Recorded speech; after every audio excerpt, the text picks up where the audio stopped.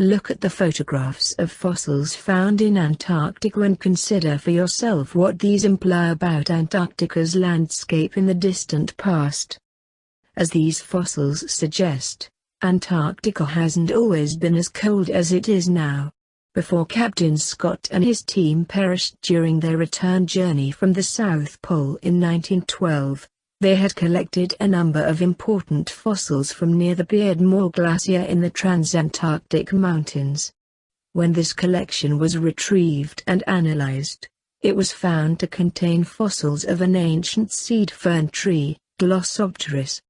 Not only did this prove that the continent must have been much warmer in the past to support such vegetation, but the similarity with Glossopteris fossils found in South America, South Africa, and Australia gave strong support to the emerging idea, championed by Alfred Wegener, that the continents were once joined and have since moved apart, the theory of continental drift.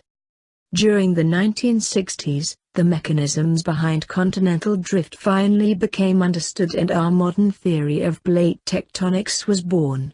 As with other continents, seafloor spreading in some places and subduction in others has caused Antarctica's position to change over geological time, and hence, Antarctica hasn't always been located over the South Pole.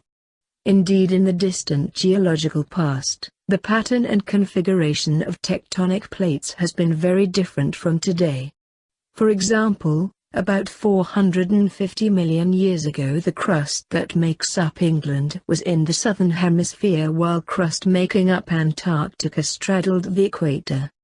Some 200 million years ago, Antarctic continental crust was joined with South American, African, Indian, and Australian continental crust making up a large southern landmass known as Gondwana, the southern part of the supercontinent called Pangaea.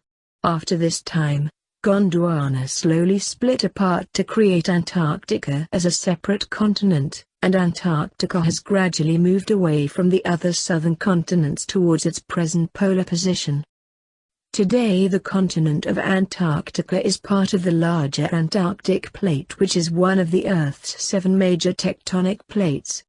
The Antarctic plate includes continental crust making up Antarctica and its continental shelf, along with oceanic crust beneath the seas surrounding Antarctica.